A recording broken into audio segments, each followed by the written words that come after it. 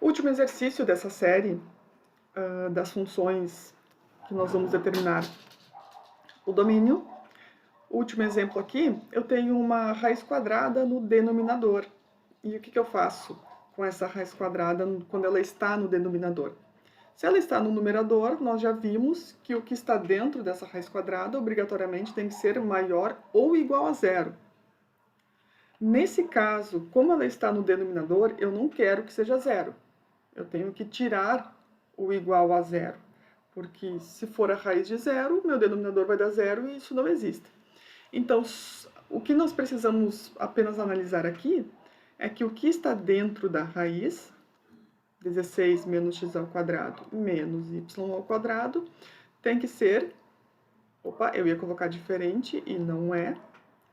Vamos consertar. É apenas maior que zero.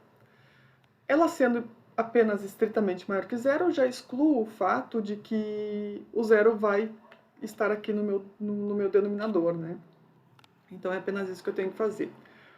O que eu tenho aqui no meu numerador, x vezes y, não vai atrapalhar em nada o nosso domínio, então aqui pode ser qualquer ponto. Então, eu não vou me preocupar com o que está ali, me preocupo apenas com essa equação aqui.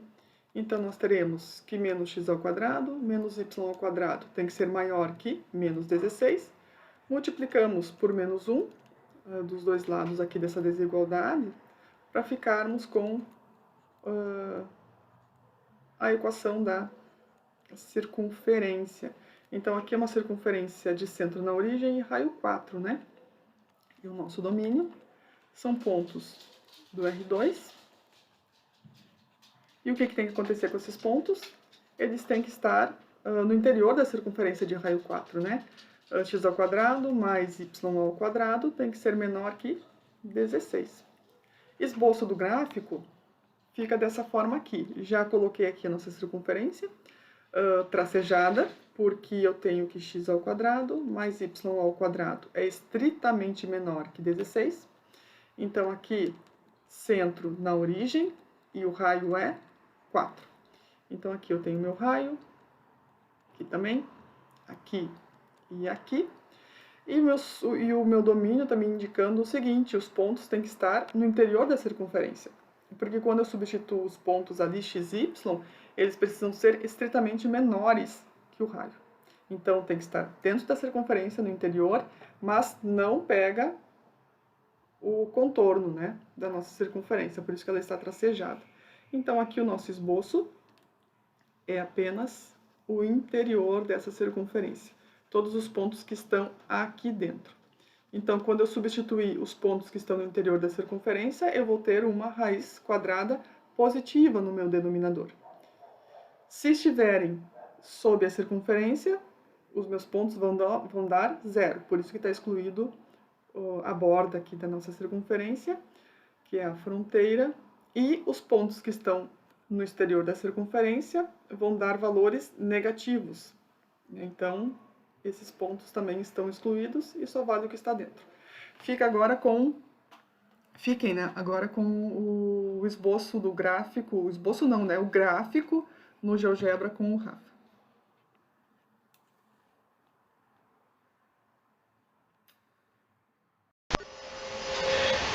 Iremos agora usar o GeoGebra para calcular o domínio de funções. Bom, o primeiro passo é identificar os eixos, né? A gente tem que novamente relembrar que o eixo vermelho, né, que é o eixo das abscissas, ou x, né? O eixo verde corresponde ao eixo das ordenadas, ou y, e o eixo azul, o eixo da cota, né, ou z. Né? Bom, primeiro passo, então, vamos clicar no teclado, digitar a função, né? E depois clicar na bolinha, né, para colocar a função, tá? Daí vai dar isso aqui. Tá?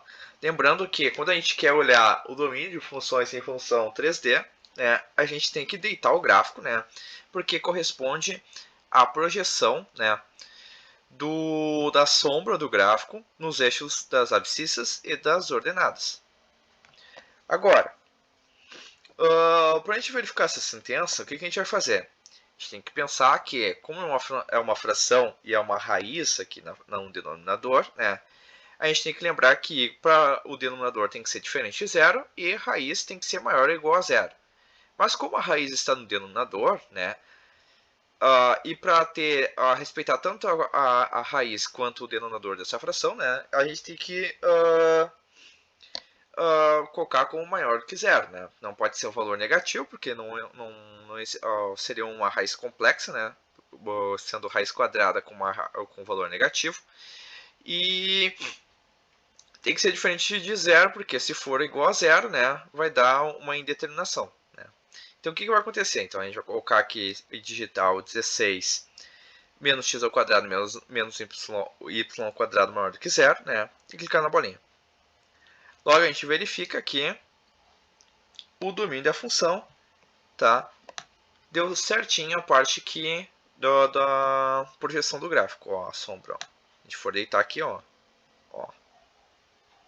dá certinho. Tá? E agora, vamos aplicar, né, a sentença de existência, né, essa aqui, né, de baixo, né, essa segunda opção, na GeoGebra 2D. Então vamos lá, mesmo processo, ó, clicamos no teclado, digitamos e clicamos na bolinha. Ó, o que a gente vai verificar aqui agora? Ó, deu também uma circunferência, né, achourada, que nem no 3D. Ó. Lembrando que aqui é o eixo X, né, o horizontal, e o vertical, o Y.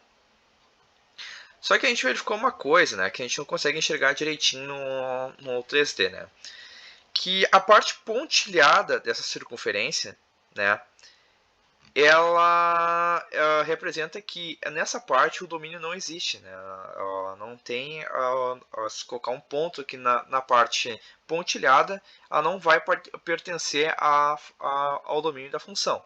Né? Mas a parte achourada, a parte do interior dessa circunferência, ela faz parte da função.